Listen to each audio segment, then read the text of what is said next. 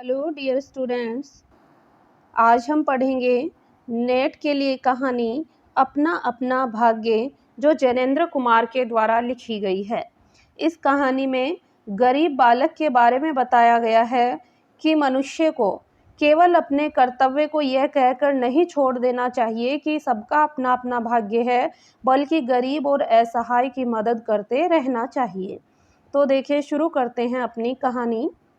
बहुत कुछ निरुद्देश्य से घूम चुकने पर हम सड़क के किनारे की एक बेंच पर बैठ गए। यहाँ लेखक के मित्र और लेखक दोनों घूम रहे हैं नैनीताल में। नैनीताल की संध्या धीरे धीरे उतर रही थी। रुई के रेशे से भाप से बादल हमारे सिरों को छू छू कर बेरोक टोक घूम रहे थे। हल्के प्रकाश और अंधियारी से रंग कर कभी वे नीले दिखते, कभी सफ़ेद, और कहीं फिर थोड़ी देर में अरुण यानी लाल पड़ जाते। वे जैसे हमारे साथ खेलना चाह रहे थे। पीछे हमारे पोलो वाला बना हुआ मैदान है। सामने अंग्रेजों का एक प्रमोद गृह बना था, जहां सुहावना रसीला बाजा बज रहा था, और पार्श्व में था वही सुरमय अनुपम नैनीताल। ताल में किश्तियां अपने सफ़ेद पाल उड़ाती हुई एक दो अंग्रेज यात्रियों को लेकर इधर से उधर और उधर से इधर खेल रही थी, यानी नावें चल रही थी जिसमें अंग्रेज यात्री आ जा रहे थे। कहीं कुछ अंग्रेज एक एक देवी सामने प्रतिस्थापित कर अपनी सुई सी शक्ल की डोंगियों को मानो शर्त बांधकर सरपट दौड़ा रहे थे। कहीं किनारे पर कुछ साहब अपनी बंसी डाले सधैर्य एकाग्र एकस्त एकनिष्ठ मछली चिंतन कर रहे थे।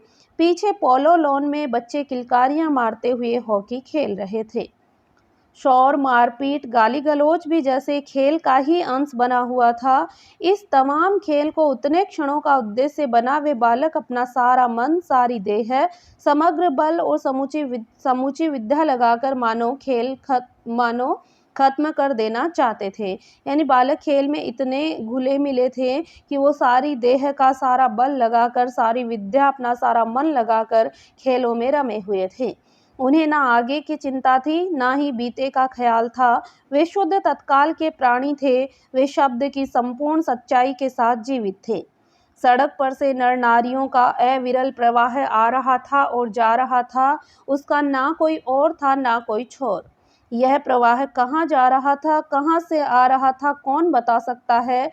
सब उम्र के, सब तरह के लोग उसमें शामिल थे। मानव मनुष्यता के नमूने का बाजार सजकर सामने से इठलाता निकला चला जा रहा हो।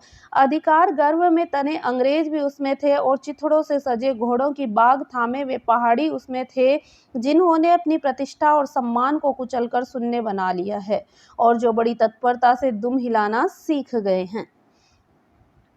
भागते, खेलते, हंसते, शरारत करते लाल लाल अंग्रेजों के बच्चे थे, और पीली पीली आंखें फाड़े पिता की उंगली पकड़कर चलते हुए अपने हिंदुस्तानी नौनिहाल भी थे।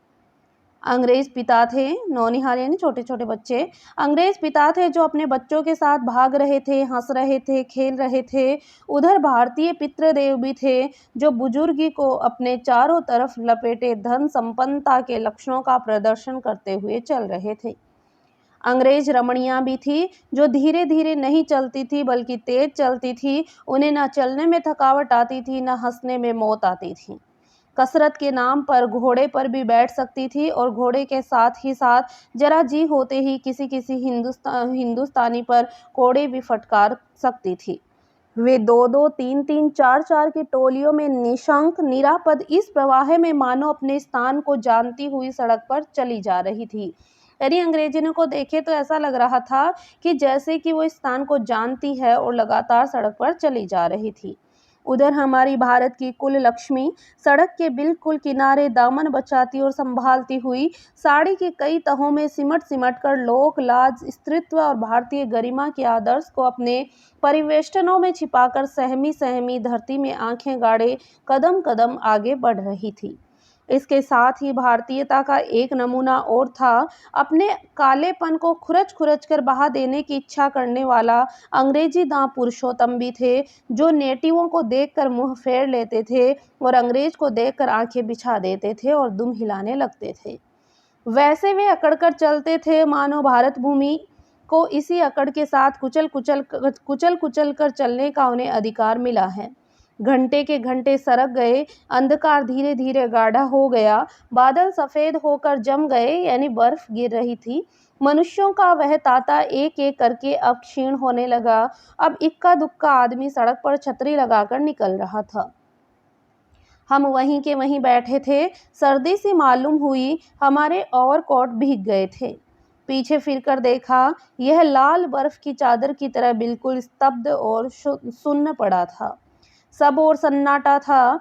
तल्ली लाल की बिजली की रोशनियां दीप मालिका सी जगमगा रही थी। वह जगमगाहट 2 मील तक फैले हुए प्रकृति के जल दर्पण पर प्रतिबिंबित हो रही थी और दर्पण का कांपता हुआ, लहरें लेता हुआ वह जल प्रतिबिंबों को 100 गुना, 1000 गुना करके उनके प्रकाश को मानो एकत्र और पूंजीभूत करके व्याप्त कर रहा था। पहाड़ों के सिर पर की रोशनियां तारों से जान पड़ रही थी। हमारे देखते देखते एक घने पर्दे ने आकर इन सबको ढक दिया, यानी अंधेरा हो गया।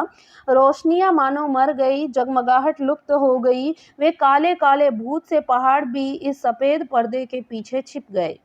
पास की वस्तु भी अब नहीं दिखने लगी, मानो यह घनीभूत प्रलय था।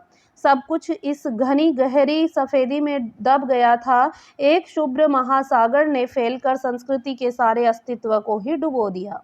ऊपर नीचे चारों तरफ वह निर्भेद्य सफेद शून्यता ही फैली रह गई थी। ऐसा घना कोहरा हमने कभी नहीं देखा था। वह टप टप टपक रहा था। मार्ग अब बिल्कुल निर्जन चुप था। वह प्रवाह न जाने किन घोंसलों में छिपा था। उस वृद्धाकार शुभ्र शून्य में कहीं से 11 बार टन टन हो उठा, यानी रात्रि के 11 बज चुके थे। जैसे कहीं दूर कब्र में से आवाज आ रही हो। हम अपने अपने होटलों के लिए चल दिए। रास्ते में 2 मित्रों का होटल मिला। दोनों वकील मित्र छुट्टी लेकर चले गए। हम दोनों आगे बढ़े। हमारा होटल आगे था।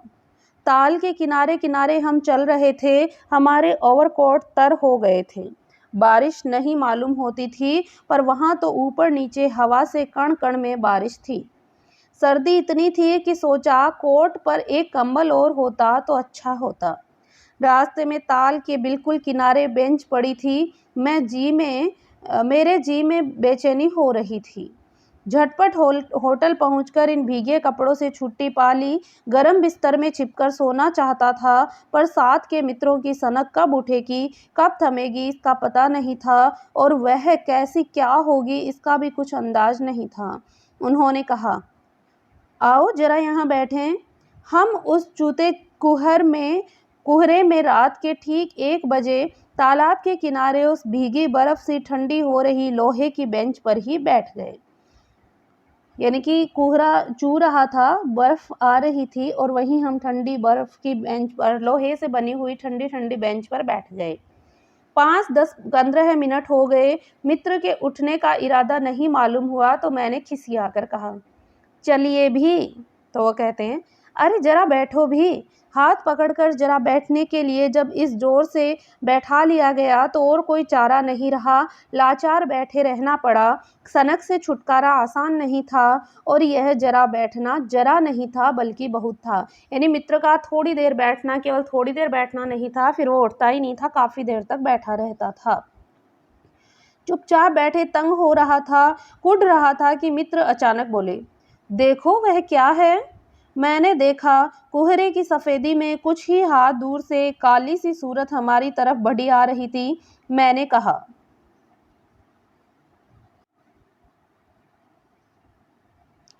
कहा, होगा कोई। 3 गज की दूरी से दिख पड़ा एक लंबा सिर के बड़े बड़े बालों को खुजलाता चला आ रहा था। नंगे पैर हैं, नंगा सिर है, एक मैली सी कमीज लटकाए हैं। पैर उसके न जाने कहाँ पड़ रहे हैं, और वह न जाने कहाँ जा रहा है, कहाँ जाना चाहता है। उसके कदमों में जैसे कोई ना अगला है, ना पिछला है, ना दायां है, ना बायां है। पास ही चुंगी की लालटेन के छोटे से प्रकाश वृत्त में देखा, कोई 10 बरस का लड़का होगा। गोरे रंग का है पर मैल से काला पड़ गया है। आंखें अच्छी है पर बड़ी रूखी हैं। माथा जैसे अभी से झुर्रियाँ खा गया है। वह हमें नहीं देख पाया। वह जैसे कुछ भी नहीं देख रहा था, न नीचे धरती को, न ऊपर चारों तरफ फैला हुआ कोहरा, न सामने का तालाब और ना ही बाकी दुनिया। वह बस अपने विकट वर्तमान को ही देख रहा था। मित्र ने आवाज़ दी, "एई!" उसने जैसे जाग कर देखा और पास आ गया। "तू कहाँ जा रहा है?" उसने अपनी सूनी आंखें फाड़ दी। "दुनिया सो गई है, तू ही क्यों घूम रहा है?" बालक मौन मूक फिर भी बोलता हुआ चेहरा लेकर खड़ा रहा। "कहाँ सोएगा?" "यहीं कहीं।" "कल कहाँ सोया था?" "दुकान पर।" "आज वहाँ क्यों नहीं?" "नौकरी से हटा दिया।" "क्या नौकरी थी?"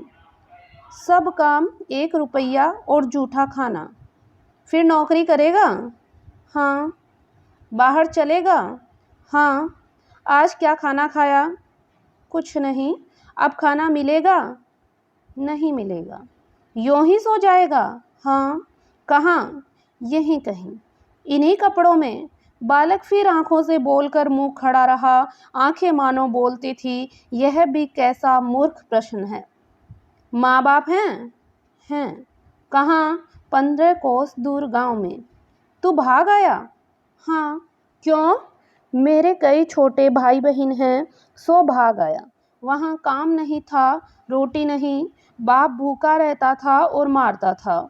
माँ भूखी रहती थी और रोती थी, सो भाग आया। एक साथी और था, उसी गांव का, मुझसे बड़ा था। दोनों साथ यहाँ आए। वह अब नहीं है।" "कहाँ गया?" "मर गया।" "मर गया?" "मर गया।" "हाँ, साहब ने मारा, मर गया।" "अच्छा, हमारे साथ चल।"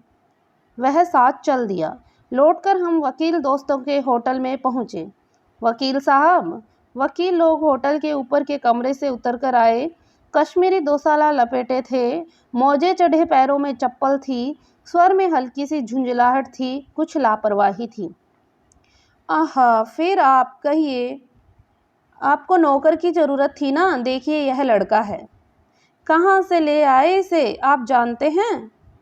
"जानता हूँ, यह बेईमान नहीं हो सकता।"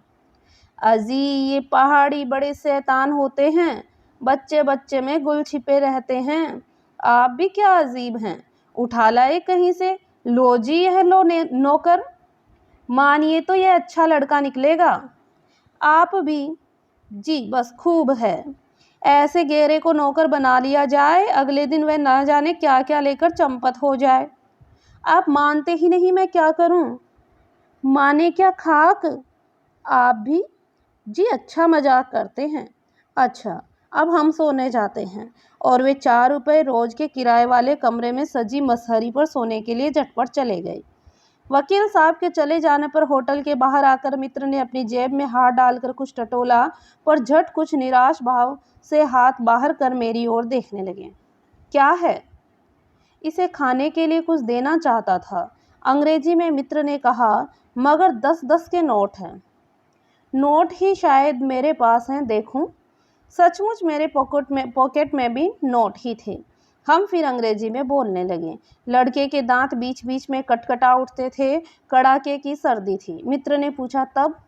मैंने कहा, 10 का नोट ही दे दो।"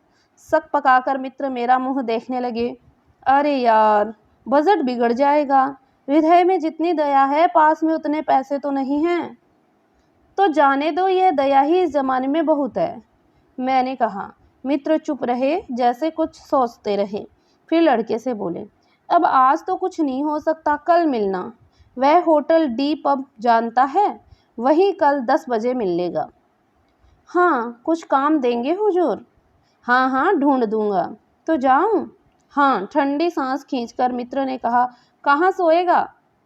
"यहीं कहीं बेंच पर, पेड़ के नीचे किसी दुकान की भट्टी में।" बालक फिर उसी प्रेत गति से एक और बढ़ा और कुहरे में जाकर मिल गया। हम भी होटल की ओर बढ़े। हवा तीखी थी, हमारे कोटों को पार करके बदन में तीर सी लगी थी। सिकुड़ते हुए मित्र ने कहा, "भयानक शीत है, उसके पास बहुत कम कपड़े। यह संसार है यार।" मैंने स्वार्थ की फिलॉसफी सुनाई। "चलो पहले बिस्तर में गर्म हो लें, फिर किसी और की चिंता करना। उदास होकर मित्र ने कहा, स्वार्थ, जो कहो, लाचारी कहो, निष्ठुरता कहो या बेहयाई। दूसरे दिन नैनीताल स्वर्ग के किसी काले गुलाम पशु के दुलारे का वह बेटा, वह बालक निश्चित समय पर हमारे होटल डी पब में नहीं आया। हम अपने नैनीताल की सैर खुशी खुशी खत्म करके चलने को हुए। उस लड़के के आस लगाते बैठे रहने की जरूरत हमने नहीं समझी। मोटर में सवार होते ही थे कि ये समाचार मिला कि पिछली रात एक पहाड़ी बालक सड़क के किनारे पेड़ के नीचे ठिठुरकर मर गया। मरने के लिए उसे वही जगह है, वही 10 बरस की उम्र और वही काले चिथड़ों की कमीज मिली। आदमियों की दुनिया ने बस यही उपहार उसके पास छोड़ा था। पर बताने वालों ने बताया कि गरीब के मुंह पर, छाती, मुट्ठी और पैरों पर बर्फ की हल्की सी चादर चिपक गई थी। मानो दुनिया की बेहयाई ढकने के लिए प्रकृति ने शव के लिए सफ़ेद और ठंडे कफन का प्रबंधन कर दिया था।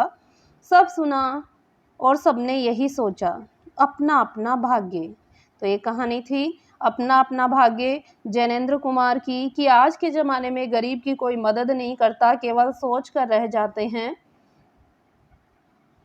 तो ये कहानी आपको कैसी लगी ज़रूर बताना।